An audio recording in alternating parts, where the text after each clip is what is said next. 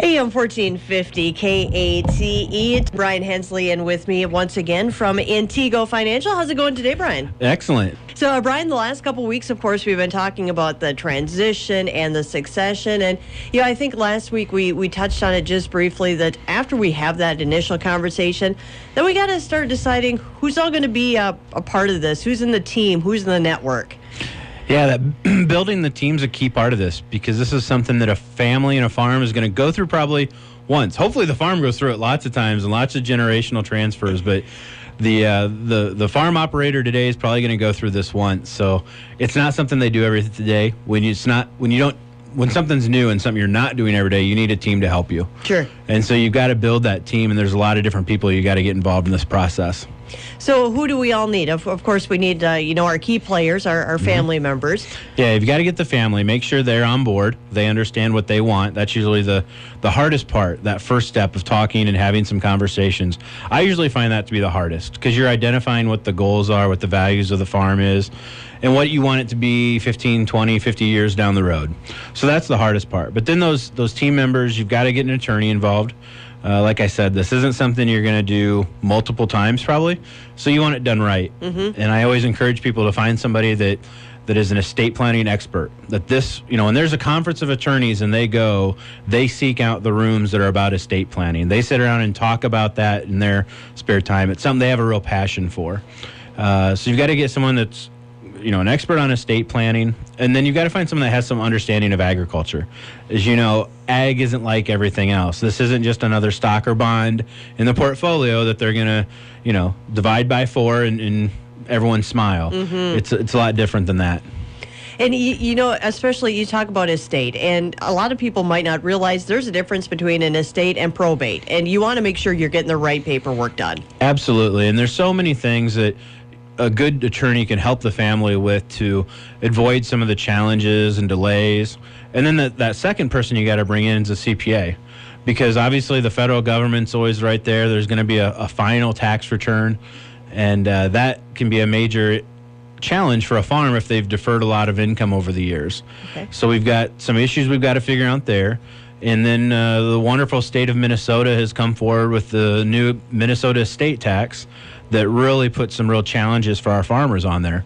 And so we've got a federal estate tax, we've got the Minnesota estate tax, we've got a final income tax. So obviously we need a CPA that's competent in knowing what we're trying to accomplish. And for my farm clients, that's usually pay what I owe, but not a penny more. And so there's some good ways we can do that, but we want to make sure we're doing it the right way.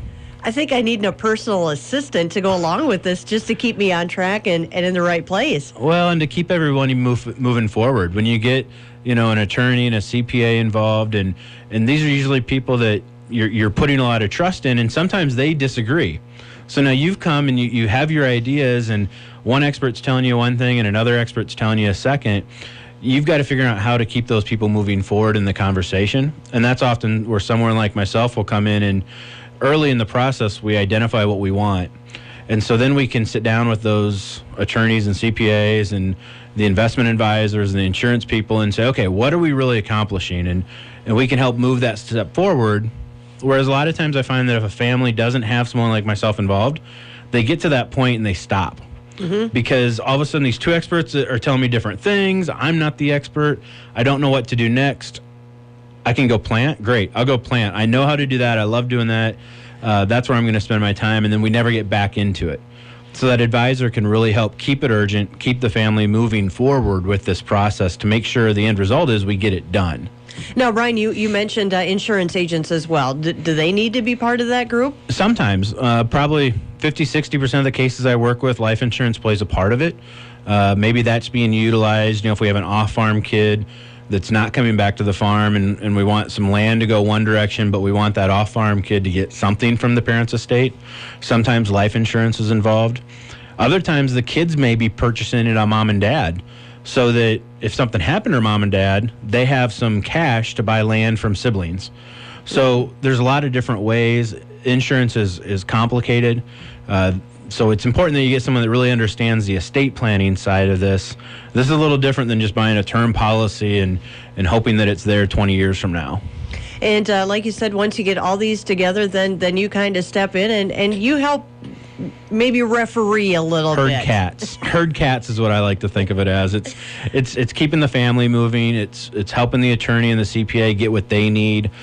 Make sure there's no delays, and always go back to that family goals. What are we trying to accomplish? Why are we doing this? And are we putting all these pieces together so that mom and dad's wishes are what's going to happen, and that farm will be there generations from now. And that's where the real enjoyment for myself comes out of it. That's what we love doing, is making sure that the stress of this is not there anymore. And it's a very stressful thing to not know. That uncertainty is the hardest part.